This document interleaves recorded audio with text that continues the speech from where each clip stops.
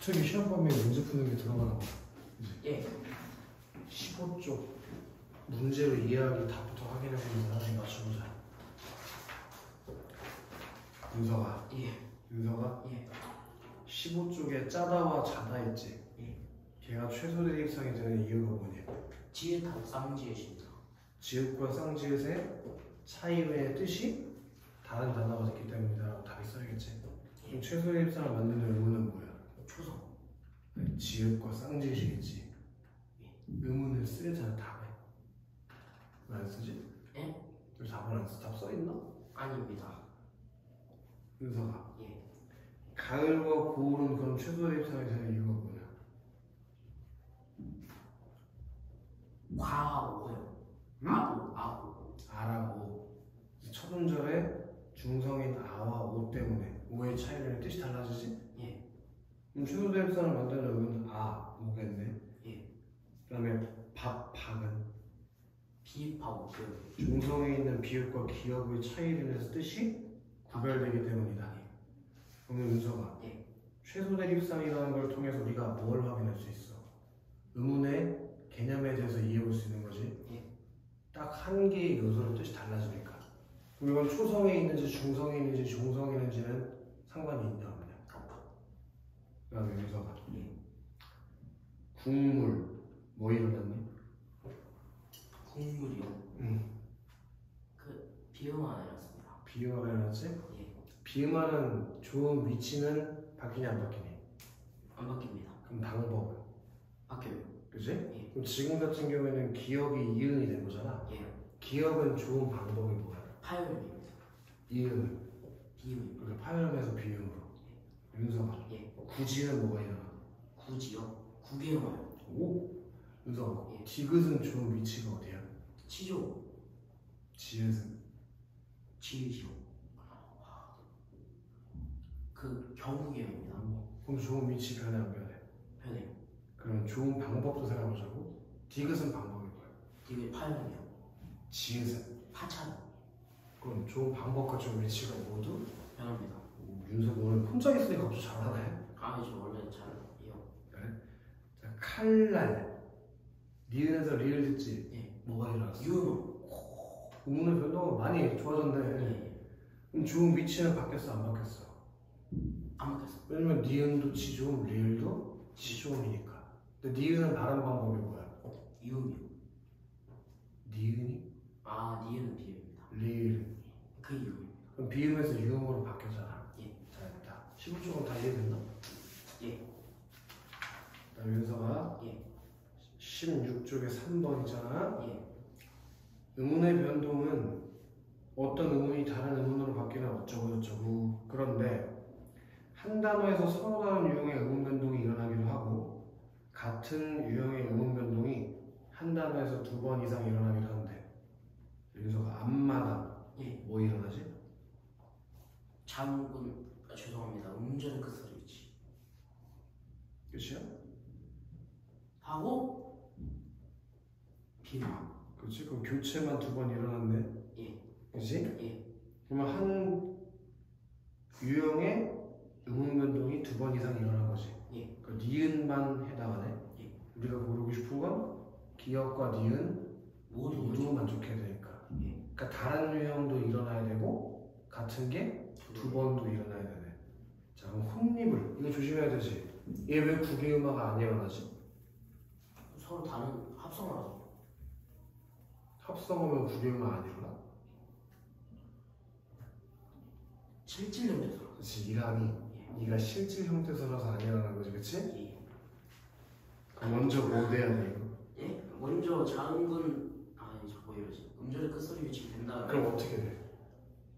헛 이불. 그 다음에 어떻게 돼? 거기서 헛 이불 니은이 첨부가 됩니다. 그럼 이제 교체 첨가 한 번씩 일어났네? 예. 그러면 그리고 뒤에 니은으로 인해서 이제 디귿이 니은으로 비음화가 돼가지고 혼이불이 됩니다. 그러니까 이거는 교체 2번, 첨가 1번. 예. 그럼 같은 게 2번 일어나게 됐고 다른 유형도 일어났으니까 얘는 답에 들어가야겠다. 예.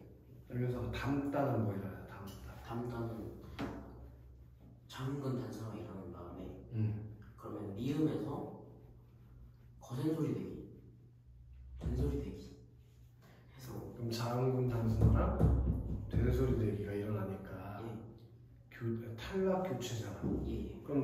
니은만 만족하고 기억은 만족하지 않지. 예. 그래서 안 되네. 기억을 만족하고 니은을 만족하는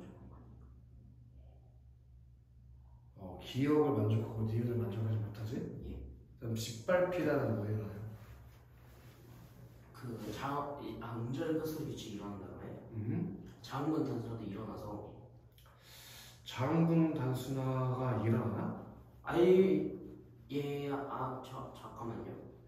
그러면은 그 장군 음절의 끝소리 규칙이 일어나서 짓 해서 장군 단순화가 일어나면 탈락해야 되잖아. 예. 근데 이건 비읍이랑 히읗이랑 만나서 피읍되지 않았어? 음절의 끝소리 규칙이 일어나서 딜이 된 다음에 지옷이 되는 소리 되기가 되고 되는 소리 되기? 거는 소리가 고센 소리 되기가 된 다음에 연음으로 이제 이거는? 이건 디귿이 비읍한테 영향을 준 거니까 구두방 구두버섯잖아. 예. 그럼 뭐가 된 거야? 된 소리.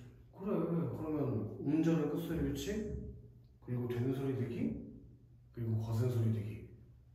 그럼 음절의 끝소리 규칙이랑 되는 소리 되기는 교체지. 예. 거센 소리 되기는 축약이지. 예. 그럼 교체 두 번에 축약 한 번 아니야? 맞습니다. 그럼 같은 거 두 번 니은, 그리고 축약 다른 거 하나 기억. 그래서 다음에 홈리볼이랑 짓밟히다가 들어가야 되는 거 아니냐? 맞습니다. 윤서가 예. 거센 소리 되기는 키읔 티읔 피읔 치읓을 줄는 거고, 예. 되는 소리 되기는 쌍기역 쌍디귿 쌍무비읍 쌍시읒 쌍지읒 되는 소리가 돼야지. 다르지 그치 윤서? 이름이 헷갈려서 장군 단수라도. 뭘 이름 헷갈려. 완전 다른데. 윤서가 20조 형태소와 단어 진도를 나간 차이가 왔구나. 형태소와 나 궁금한 게 이거 단어의 의미관계랑 외래어 표기법, 로마자 표기법 배웠나? 아니요, 거기는 충분히 됩니다. 파생어 형성과 분류까지만 하면 되는 거지? 예. 좋아.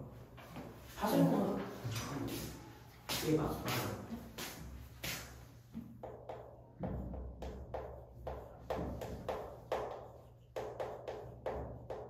자, 윤서가 예. 형태소의 개념이 뭐였나? 의미를 가진 말의 최소다. 지 뜻을 가진 말의 뜻을 가진 가장 작은 말의 단위. 그럼 가장 작아야 되니까 윤서가 예. 더 이상 작아질 수 없을 때까지 쪼개야겠지. 이게 가장 작아야 되니까. 예. 근데 문제는 이 뜻이라고 하는 게 윤서가 예. 우리가 알고 있는 그런 사전적인 뜻만 말하는 게 아니라고 했었잖아. 그래서 이 뜻이라는 게 실질적인 의미를 말하기도 하고 또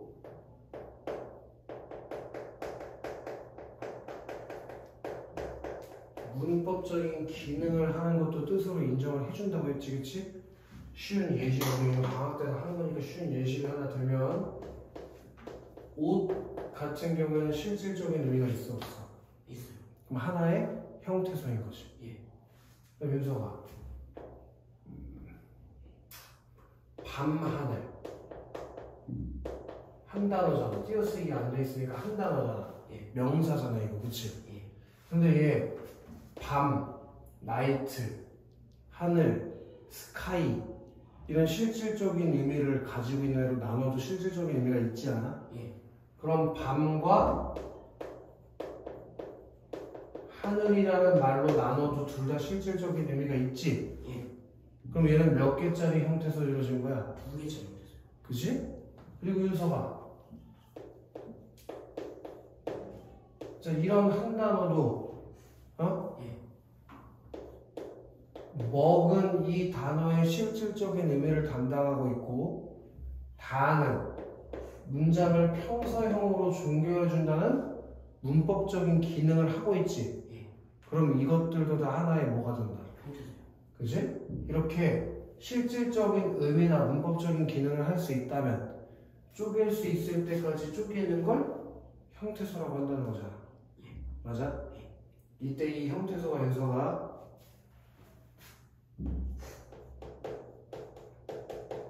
자립성의 유무에 따라서 뭐와 뭐로 자립 형태소랑 의존 형태소로 나눠진다는 거지. 예. 그럼 자립해서 쓸 수 있다는 건 무슨 말일까? 혼자 쓸 수 있죠. 홀로 쓸 수 있다는 걸 의미하는 것일 것이고, 의존 형태소는 홀로 쓸 수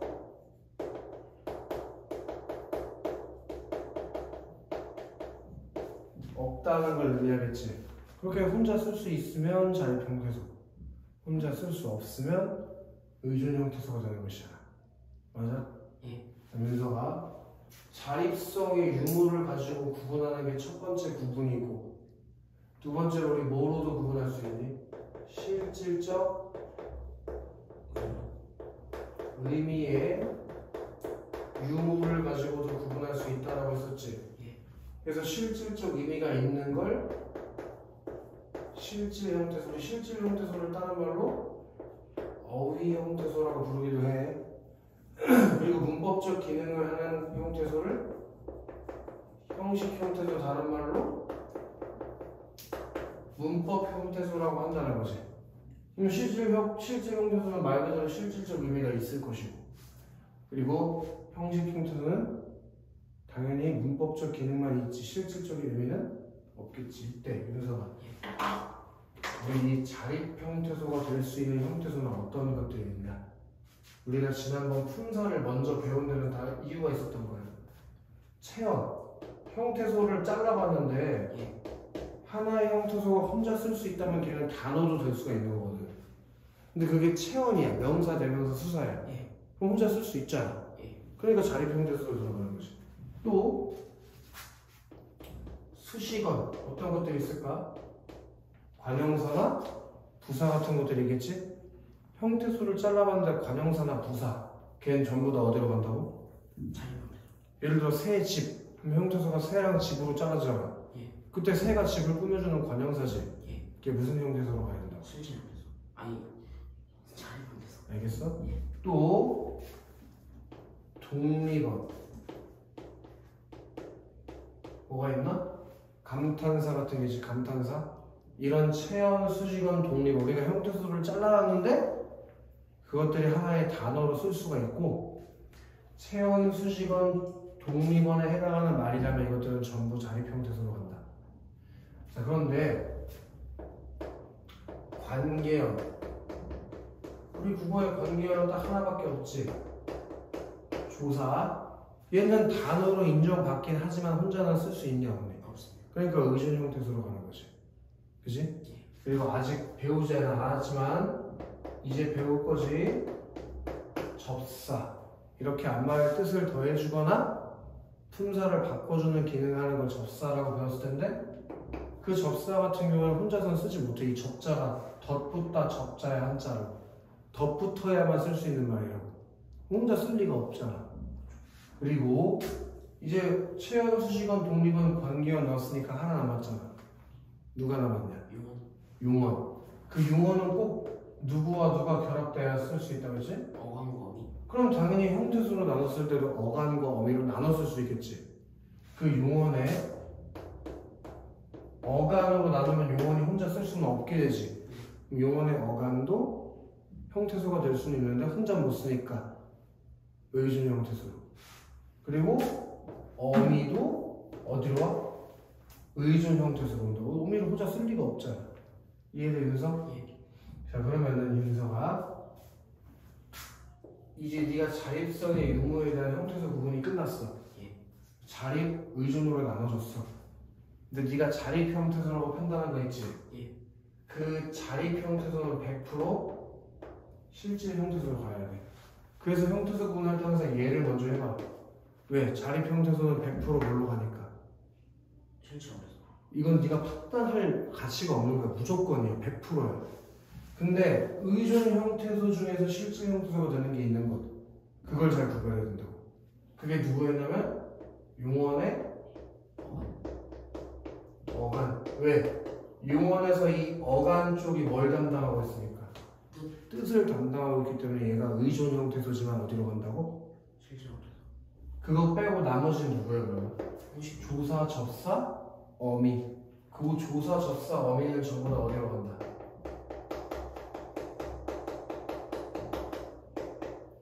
그 조사, 접사, 어미는 전부 다 형식 형태소로 들어간다. 그래서 우리 쉬운 거 하나 같이 해보자. 쉬운 거.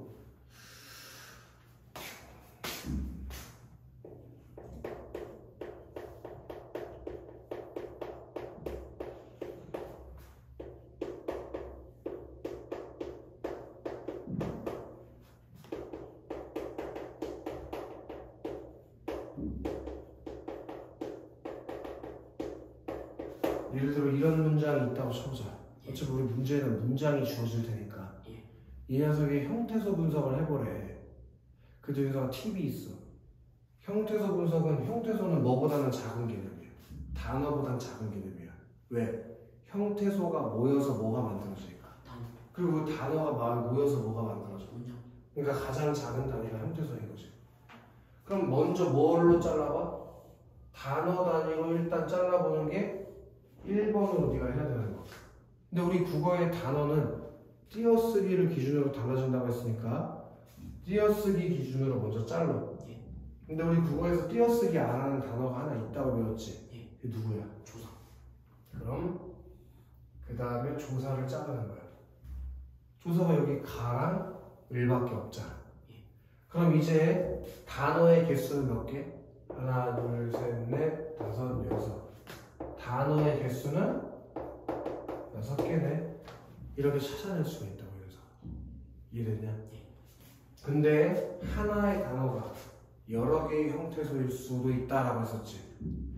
그럼 윤석이, 너 성이 윤이고 이름이 석이냐? 아니요. 네 이름 뭐야? 윤석. 윤석만 네 이름이잖아.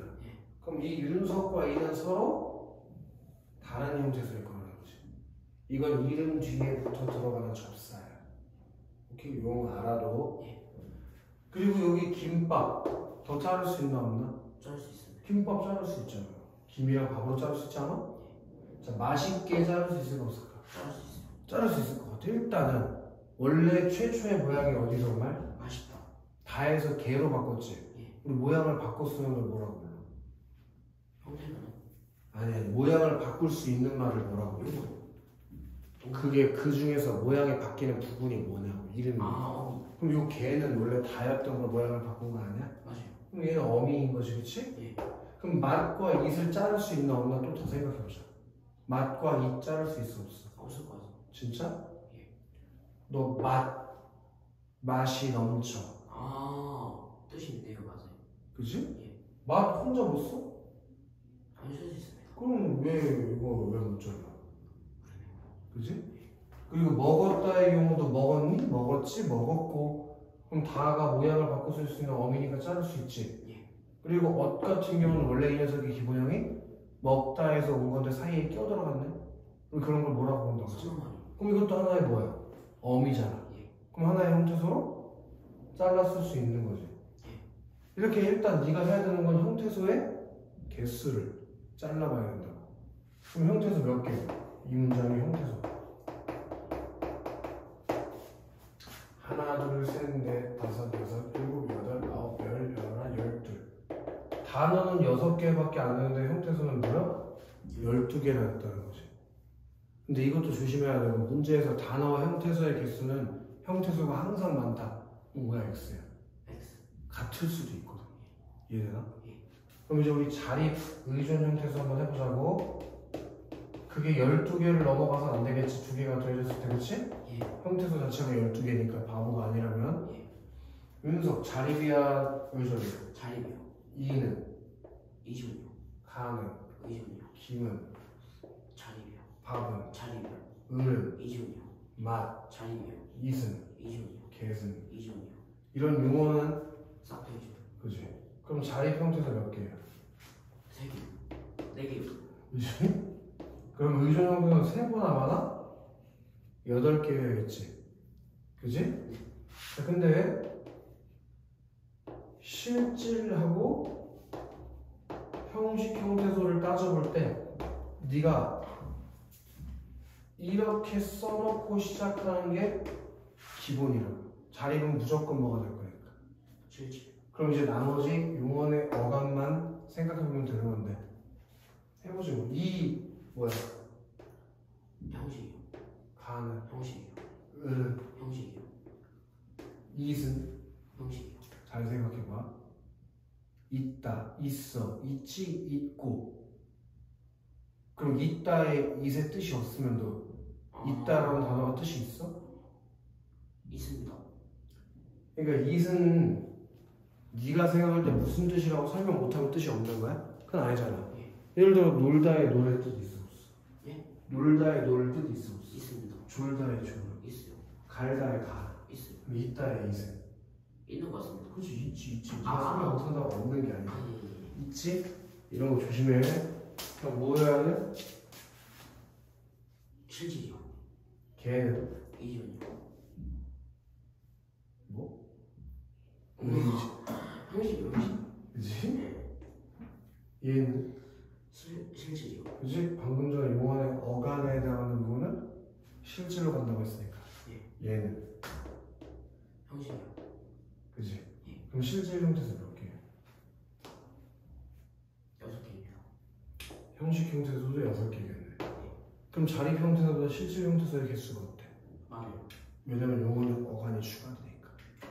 이런 건 좀 쉬운 문장으로 한 거고, 예. 좀 더 난이도 있는 문장이 나오면 윤석이가 해결할 수 있어야지. 아 이거 시험 문제 많이 나오는데. 형태소 분석하는 거? 형태소 분석하는 연습 많이 해보시고 그러면. 우리 숙제를 해오셔야. 응? 숙제를 해오셔야 돼. 형태소 분석하는 문제를 풀어볼 수 있고 윤석이가 숙제를 안 하니까. 아니 윤석이가 공부를 숙제를. 아니 근데 아직 안 보셨으니까 한 거일 수도 있잖아요. 했어? 아니 윤석? 죄송합니다. 안 했잖아. 왜 안 했어? 그래서. 저 응. 변명을 여쭤봤어요. 죄송합니다. 지금 오늘하고 안 했어. 고사 오늘하고 숙제 안 해서 대시기 받고 싶으면서 죄송합니다. 죄송하다는 말은 잘하네. 누가 그렇게 죄송하다는 말 잘하라고 가르쳤냐? 예? 어렸을 때부터 숙제를 많이 안 해와서 그래? 아니 근데 커서는- 시간이 고3이니까 커서는 숙제를 잘할 수 있게 도움을 줘야겠네. 오늘만 안 해온 거지. 오늘만 안 하는 게 아니거든. 맨날 해야지 했는데. 내가 어떻게 해줘? 윤석. 예. 내가 아니 네가 다 보셨잖아요. 내가 먼저. 저도 해왔는데. 저번 주에 해왔어? 예. 그래? 예. 이상한데? 윤석아. 예. 이제 형태소에 대해서 이해하라 했지? 그럼 단어의 구조가 어떻게 생겼는지 이해하기 위해서 우리 윤석이는 예. 어근과 접사에 대해서 이해를 해야 돼. 뭐랑 뭐 윤석아? 어근과 접사요. 어근과 접사. 윤석. 예. 어근이라는 건 책에도 써 있는 것 같은데 뭐래? 단어의 실질적인 의미를 나타내는 거. 단어의 실질적 의미를 나타내는 부분을 어근이라고 한대. 그것도 재밌는 게 있어. 실질적 의미를 가지고 있는 것. 우리가 그걸 좀 전에 실질 형태소라고 배웠지. 예. 그러니까 어근은 뭐랑 완전히 같은 개념이냐면 실질 형태소라는 말과 완전히 같은 개념인 거야. 그럼 김밥 같은 경우 한 단어잖아. 예. 근데 이 단어 안에 실질 형태소가 몇 개 있어? 2개 있어요. 그럼 이 단어는 어근 두 개로 이루어진 단어랑 똑같은 말인 거라고. 그래서 형태소 분석만 잘 할 수 있으면 단어의 구조도 잘 파악할 수 있다고. 이해돼? 예. 그 여기서 윤서가 조심해야 되는 게 있는데 얘는 구분해야 된다. 어근과 어간은 같아 달라? 다음에 어근과 어간은 다른 개념이에요. 어간은 뭐지? 그 용어에서 활용할 수 없는 그래서 용언에서 왜 이렇게 잘했어? 활용할 수 없는 부분을 어간이라고 하는 거지. 예. 그럼 어근과 어간은 완전히 다른 개념인 거지. 예. 어간은 용언에서만 쓸 수 있는 개념이고 어근은 어디서 쓰는 것? 단어에서 쓰는 개념이니까 완전히 다르잖아. 그래서 수업 잘 들었네. 그다음에 접사는 거야. 접사는 거야. 어근에부터 어근의 특정한 뜻을 더하거나 제한하는 거기다 비추시면 됩니다. 어근의 특정한 뜻을 더하거나 제한. 그렇게 어근에 붙어서 특정한 뜻을 더하거나 제한하는 부분, 그걸 접사라고 한다고 했지, 그치? 예. 접사는 우리 옆에서 배운 대로 얘는 무조건 무슨 형태소 해야 돼? 형식 아니 이종현 형식 형태소고 의존 형태소일 수밖에 없겠지. 형태소 분석을 했을 때 마치 윤서가 예. 자, 이때 우리 접사 옆에다 살펴시 쓸 건데 접사는 두 가지 기능을 한다고 머릿속에 넣어야 돼. 하나는 여기 써있는 대로 뜻을 더해주는 거. 그 뜻을 더해준다는 거랑 제한한다는 게 완전히 같은 말이에요.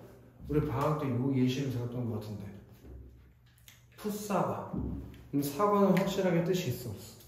근데 풋이라는 말이 더 붙었지. 그래서 무슨 사과라고 했어? 안 익은 사과. 덜 익은 사과라는 뜻이 됐잖아. 덜 익은 사과. 그럼 덜 익다는 뜻을 뭐 했어? 더해줬어요. 근데 더해줬으니까 풋은 뭐가 되는 거야? 제안은 접사가 되는 거지. 근데 제한됐다는 게 여기서 무슨 말일까? 뜻을 더해준다는 게 어디가 되는 거야? 제한됐다는 게 무슨 얘기일까? 원래 이 사과의 본주에서 오. 덜 익은 사과의 본주로만. 그러니까 사과라는 게 원래 굉장히 넓은 개념이지? 예. 사과의 모양도 다양하고 사과의 색깔도 다양하고 사과의 크기도 다양할 수 있는데 예. 덜 익었다라고 의미를 줄여주잖아. 오, 잘했어. 윤서가 또 이 접사라는 게 두 번째로 이건 안 써 있으니까 써야 될 것 같은데 무슨 기능을 한다고 했냐면 품사를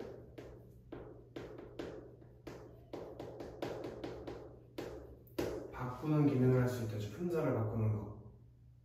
그래서 윤서가 이 뜻을 더해주는 접사를 우리가 무슨 접사라고 부르냐. 학교에서 배웠을 거거든. 무슨 접사라고 부르다 학교 선생님이. 갑자기 급발진했던 그 선생님 항상 발진하니까 급발진이라는 게 없잖아. 한번 그 제의 해보시죠. 누군지도 몰라. 이게 누구 이름이 뭐야? 이름 무슨 준영이었는데. 준영? 예, 청주 교원대인가? 거기 대학원생이라는 뭐 이렇게. 그래? 예. 네가 제안해봐. 예? 모르는 사람이. 아니 저 근데 별로 안 좋아합니다. 그래. 제가 욕 먹어가지고. 아, 욕먹은 사람이 나왔어? 예. 아니 제가 먹은 건 아닌데 기분이 좀 나쁘더라고요. 뭐가? 원래 하던 사람하고 안 하던 사람이 느낌이 좀 다르다. 아, 그래? 아, 나는 어차피 하는 새끼. 원래 하는 걸 또 했구나. 그럼 걔는 안 하던 애가 해서? 예. 그럴 수 있지. 이런 접사를 뭐라고 한다고 그랬어? 뜻을 더해주는 거.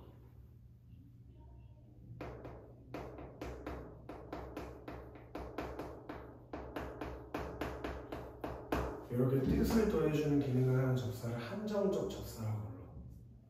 그럼 품사를 바꿔주는 건 이 녀석이 그 단어를 지배하는 거잖아. 예. 품사를 자체를 바꿔버리니까. 그래서 얘를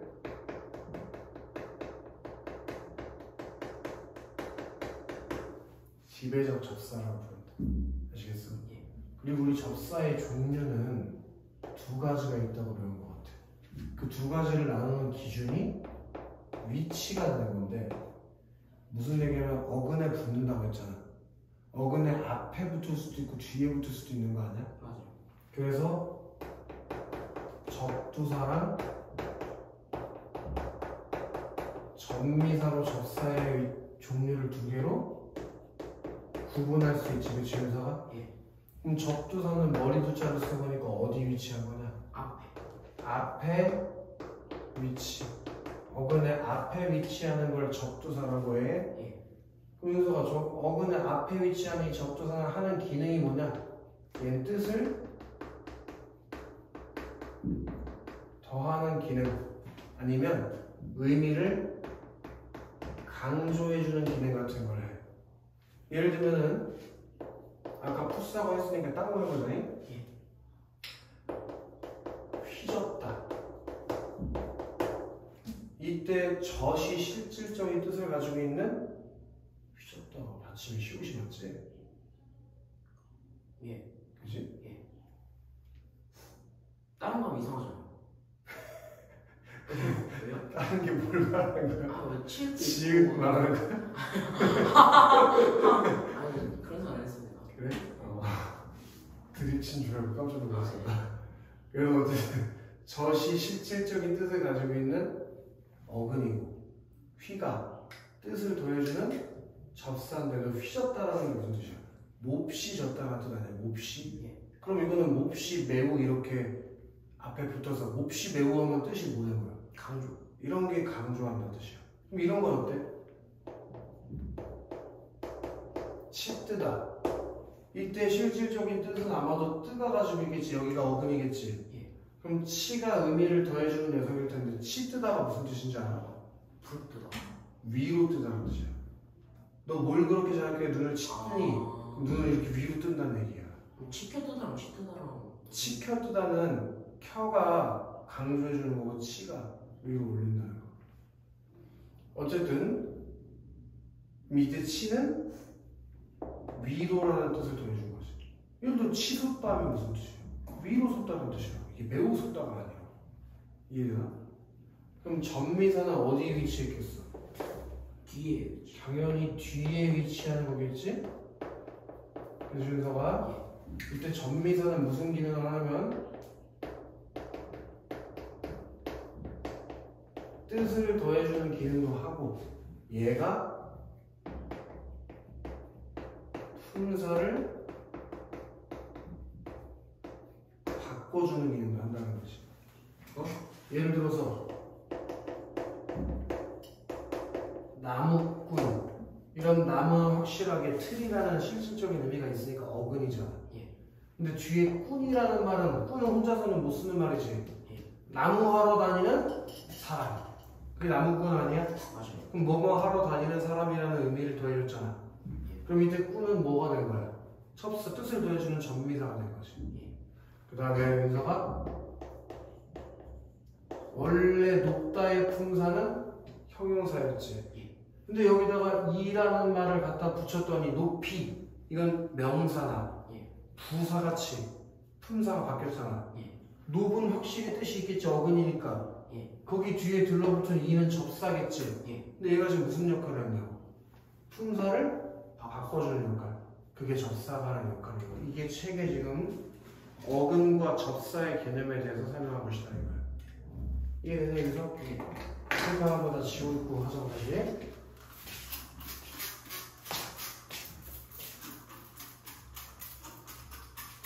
학교 선생님은 뭘로 설명해?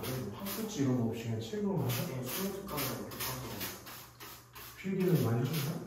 예. 뭐 위주로 설명하는지 모르니까. 교과서 위주로 설명하는데 가끔 자기만 아는 거 같은 거 설명하시거든요. 자기만 아는 것 같은 거야. 교과서에 넣는. 그런 게 어떤 건데? 예를 들면 아니요 솔직히 중요한 것까지는 않습니다. 들어가요. 나중에 시험에 나면 어떡해? 아 그럼 저희 잘못이죠. 윤석이랑 진성이 이번에 1등급 맞아야 되는데 희한하네. 선생님한테 문법 배우고 1등급 안 맞기가 어려울 텐데. 그 무슨 뭐지? 저기서? 아니 열심히 노력해야죠. 다음 주에 시험 아니야? 예. 노력을 시험 보기 전에 해야 될 텐데. 이준서가 시험 끝나고 또 사라지려고 유나만 버리고 네?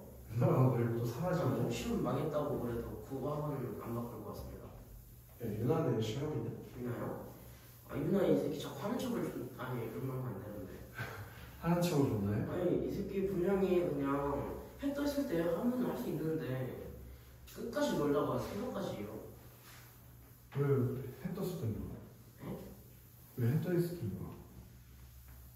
모르겠어요. 계속 갠세이셔서 그런가. 누가 겐세를 줘? 주사는 모르는데. 해 떠있을 때 안 하고 왜 새벽에 공부? 저도 알고 싶어요. 유나가 그런 스타일이야? 새벽에 공부하는 스타일? 그 집이 좀 이상하죠. 안 그렇게 생겨가지고.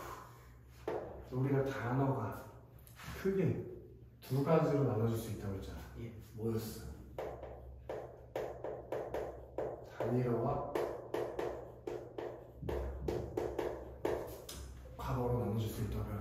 단일어와 복합. 윤서가 단일어는 뭔가가 하나 있으니까 이름이 단일어일 거 아니에요. 네. 뭐가 하나 있는 걸 단일어라고. 어근 있는 접사. 어근. 어간. 어근. 어근? 안녕하세요. 장례식장에서 바로 먹어. 네, 기차 내리고 바로 왔어요. 누가 돌아가셨어? 외가 쪽 가셨는데 전 뵌 적도 없는 분이에요. 집 들리면 어딜 것 같아서 학교만 들렸어요. 너 숙제를 가져오지 않았겠구나. 근데 수능 특강만 하고 있었어요. 20쪽이면? 네. 시험 보기가 나왔던데? 네, 봤어. 네. 그래서 오늘 3월 모의고사도 같이 보자. 3월 모의고사가 겹치더라고. 저희 모임도 있어요. 오늘 3월 모의고사 들어가잖아. 아까 본 거 같은데 3월 모의고사.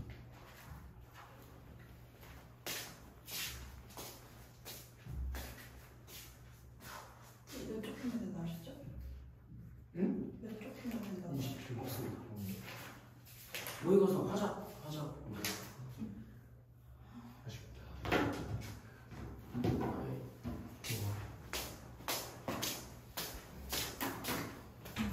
그래가지고 윤서가 예. 단일어는 어근 한 개를 가지고 있는 단어. 이게 단일어지? 여기서 중요한 포인트가 있는데 이 단어의 형성에서 단어의 종류를 판단할 때 있지 어미의 개수는 전혀 영향을 주지 않는다. 그게 핵심이야.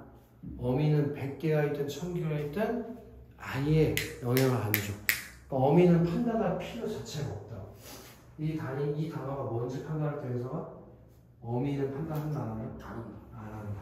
이 단어가 뭔지 알고 싶을 때 어미는 전혀 판단하지 않아요. 그래서 어미는 판단하지 않아. 자, 그래서 어근 한 개만 가지고 있는 단어는 다 단일어라는 거지. 이런 얘기야.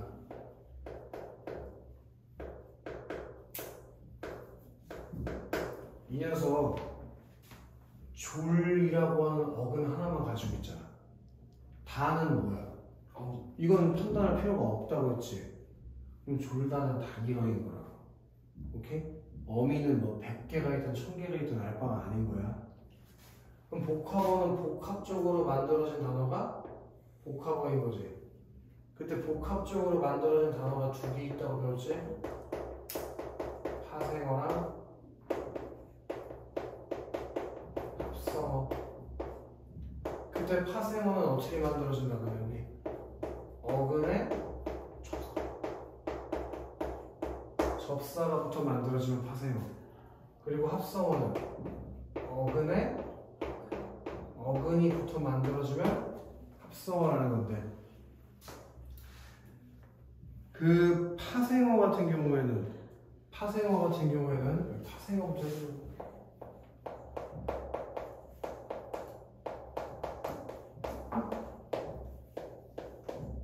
적두 파생어라는 게 있는데 얘는 좀 전에 설명했던 것처럼 접두사를 가지고 있는 파생어가 접두 파생어다. 이해되겠어? 예. 근데 우리 좀 전에도 얘기했지만 접두사는 뜻을 더하거나 의미를 강조하는 기능을 한다고 했잖아. 그지? 그런 걸 잘 기억해줘. 접두 파생어는 쉬워. 예를 들면 덧니 이런 거 형태소 분석했을 때 덧 더하기 니로 나눠주는 건데 니는 이빨로 뜻이 있는 말이잖아. 근데 덧은 겹쳐있다라는 뜻을 더해주는 접사니까. 오케이? 그럼 앞에 접사가 붙어있으니까 얘 접두 파생어가 되는 거지. 또는 군식구. 이것도 식구는 확실하게 뜻이 있지만 군이라고 덧붙은 식구를 말해주는 접사가 붙어져 있으니까 이런 건 접두 파생어가 되는 거지. 이해되나? 그 다음에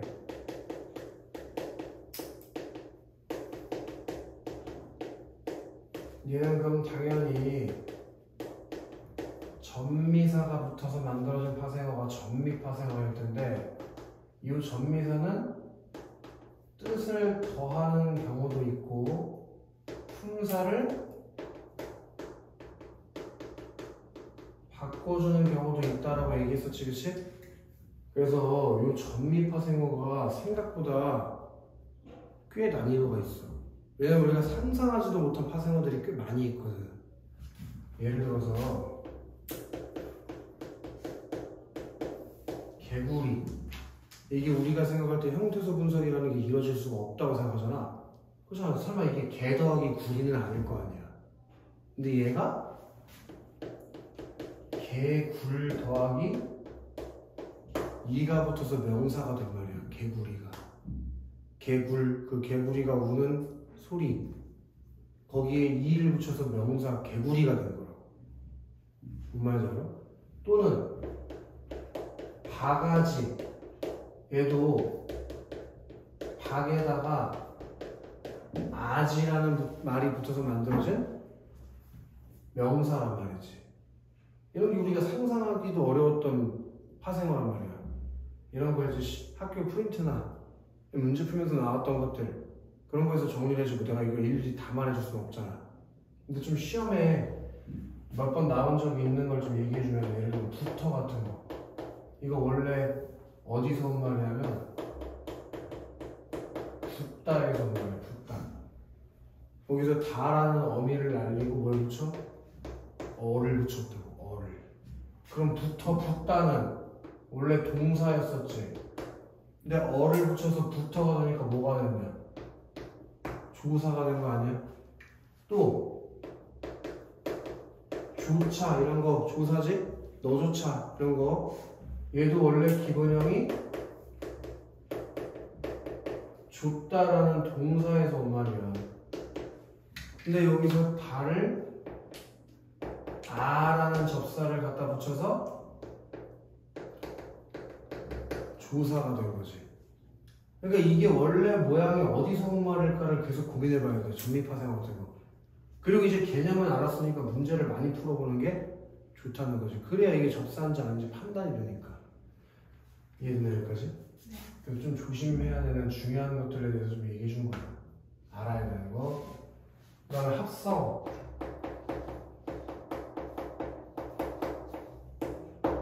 얘는 어떻게 만들어진 합성어냐에 따라서 종류가 달라질 건데, 그 단어의 형성 방식이 문장을 구성하는 방식과 같다. 그럼 그 옆 페이지에 나올 거예요. 그러면 걔를 통사적 합성어라고 부른다고. 지금 시험에 나온 확률이 아주 높고, 통사적 합성어, 비통사적 합성어 구별하는 거. 통사적 합성어는 일반적인 문장 배열 방식에 맞는 거라고 했어. 그런 경우가 아주 다양한데 나는 7가지를 알려줄 거야. 이거보다도 더 많이 있겠지만 이 정도만 알아도 문제는 풀 수 있다. 순서가. 그런 경우가 명사랑 명사가 결합해서 만들어진 경우. 예시를 뭐 한 개씩만 쓸게. 돌다리 같은 경우에 돌이랑 다리랑 합쳐진 거 아니야? 맞습니다. 그럼 돌도 명사고 다리도 명사잖아. 어근 2개 있잖아. 그리고 일반적인 문장 배열 방식에도 맞지. 명사, 명사, 문장, 명사, 명사 연속으로 쓸 수 있잖아. 그리고 관형사랑 명사가 결합되는 경우. 관형사랑 명사. 원래 관형사가 하는 역할이 명사 앞에서 명사를 꾸며주는 역할을 하는 거잖아.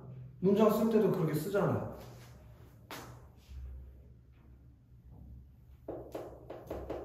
첫사랑.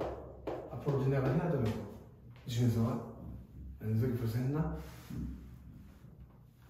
왜 갑자기 말을 해? 아, 예. 울어? 첫 집, 첫 차 이렇게 체험 명사를 꾸며주지. 첫이 사랑은 명사니까 이런 건 괜찮다고. 그리고 부사.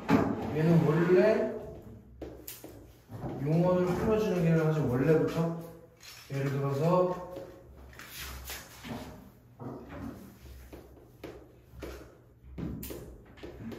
잘되다.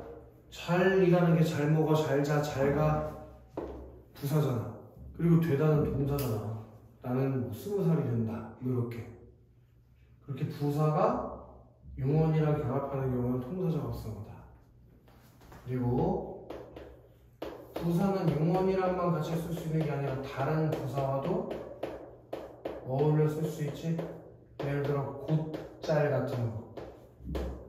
곧 갈게, 곧 잘게 부사잖아. 잘은 방금 본 것처럼 부사 아니야? 이렇게 만들어진 건 통사적 합성어. 그리고 5번 이게 시험에 자주 나오는데 체언과 용언이 결합해서 만들어진 거. 원래 체언은 문장에서 주어, 목적어, 보어 같은 역할을 한다며. 그리고 용언은 서술어 역할을 한다며. 주어 서술어, 목적어 서술어, 보어 서술어, 문장 배열 순서에 맞잖아. 그러니까 이렇게 결합하는 경우는 다 상관이 없다고. 그럼 그때는 아마 이 사이에 뭐가 생략되어 있는 거냐면 조사가 생략되어 있는 걸 거야.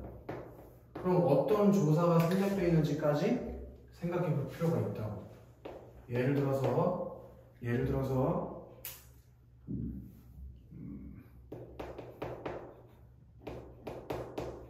앞서다. 내가 남보다 많이 앞섰다. 이럴 수 있잖아. 그때 여기에 뭐가 생략된 거냐? 내가 생략돼서 부사어 서술어. 여기서 조사를 빼버리고 하나로 합친 거지. 그런 건 전혀 문제가 없다. 그리고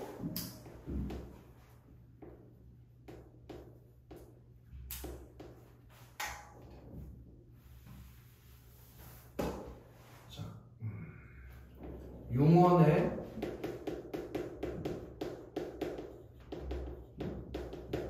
관형 사용으로 활용한 거. 쉽게 얘기해서 은근을돈으로 활용한 거지, 그렇지?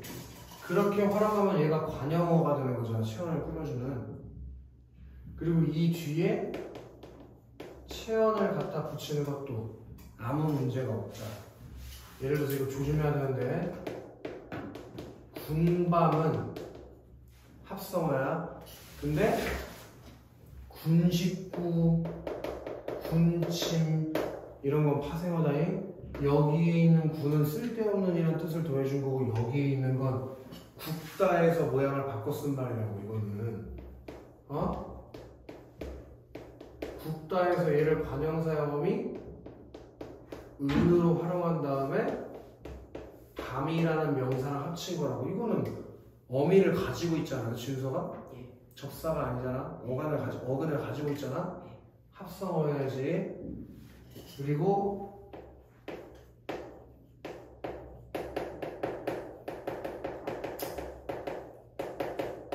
연결어미, 보조적 연결어미겠지. 단어끼리 합칠 거니까. 그럼 보조적 연결어미로 활용한 다음에 용언을 결합시키는 경우, 그것도 통사적 합성어가 된다고. 윤서. 예를 들어서 윤서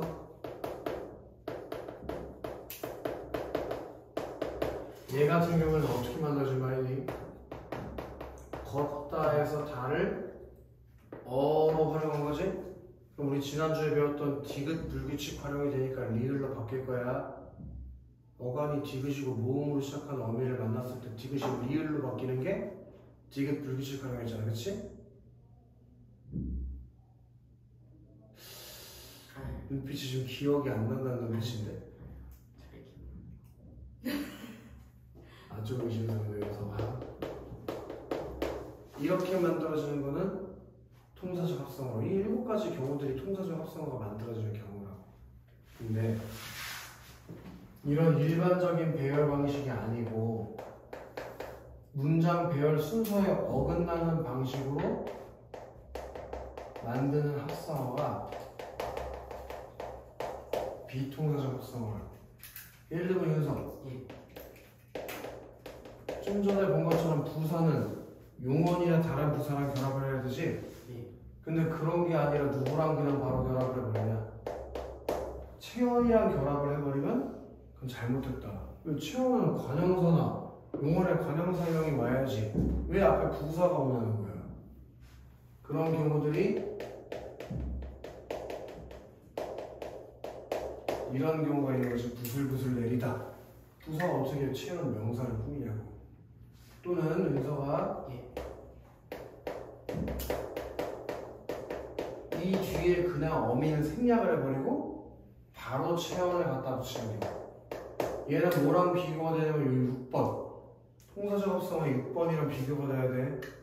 얘는 관형사의 어미로 활용을 했지? 근데 얘는 그런 관형사형을 어미를 생략했다니까 어미를 생략하는 거 안 된다고. 아주 나쁜 거라고 했잖아. 내가 옛날에 방학 때 이거 엄마 없는 거라고 했잖아. 안 된다고 했지, 그치? 예를 들어서 말이야, 윤서가. 그치? 네가 의성어를 넣어서 말이 이상해졌잖아. 네가 어이쿠라고 해가지고 뭔가 이상해 보이잖아 지금. 물 흐르듯이 스무스하게 하고 있었는데.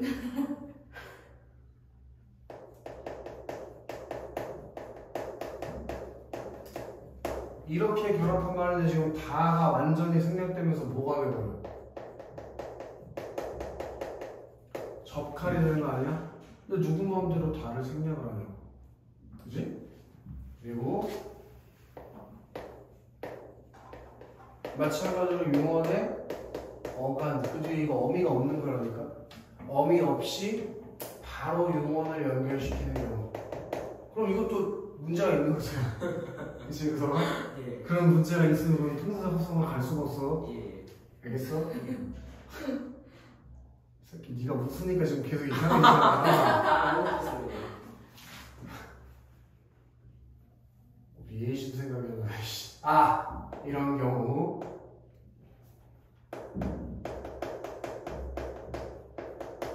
이때 이것도 오다랑 가다랑 결합될 건데 다가 생략돼 버리고 그냥 오가다가 돼버리는 거 아니야. 그지? 그럼 오다에 다 어미가 지금 사라져 버렸잖아. 이런 경우들이 비통사적 합성에 들어간다 이거야. 이해되겠어? 그리고 이 책에는 없지만 여기까지 알아줘야 돼. 단어의 배열 방식에 따라서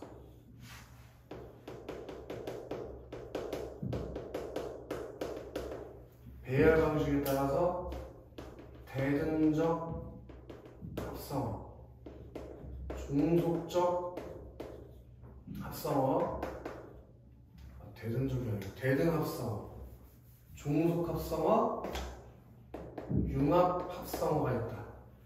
그때 우리 대등합성어라는 건 어떻게 한다고 했냐? A 어근이랑 B 어근이 합쳐져서 AB라는 합성어가 만들어졌는데 얘네들의 앞뒤 위치가 바뀌어도 얘는 대등합성어이기 때문에 의미가 변하지 않는 경우를 대등합성어라고 한다고 했지? 예를 들어서 이런 게 있다고 했잖아. 손발. 손발이 시리다. 앞뒤를 바꿔서 발손이 시리다 라고 쓸 수는 없지만 의미의 변화는 없잖아. 손발이 시리나 발손이 시리나 둘 다 시린 거 아니야? 그리고 종속합성어는 이런 케이스라고 했지? 이렇게 둘이 결합될 건데 앞에 있는 어근이 뒤에 있는 어근을 꾸며주는 형태. 뭐 이런 거. 손수건. 그럼 앞에 있는 손이라는 게 뒤에 오는 수건을 꾸며줘서 손수건이 있는 거잖아. 그리고 여기에 좀 포인트가 있다면 우리 요 종속합성 같은 경우에는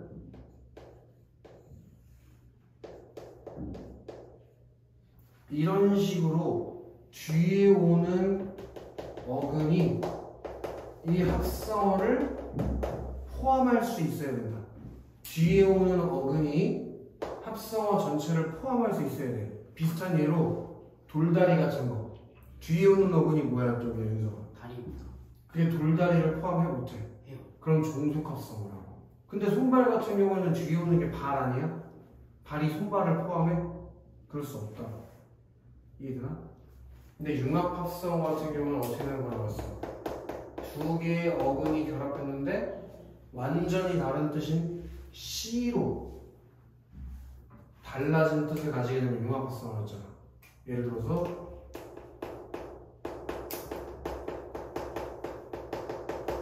가시방석 같은 거. 그치? 그럼 가시도 방석 다 뜻을 잃어버렸잖아. 아시면서가 이런 거 안 된다 이거야. 아시겠습니까? 여기까지가 이제 내 시험 범위에 얼추 진도는 다 나간 거야. 본인들 숙제를 이제 했어야 되는데 숙제 검사를 했어요. 누가 안 믿는데? 좀 여러 문제가 있거든. 일단 뭐 진도는 다 나갔어요. 잠깐 영상 끄고.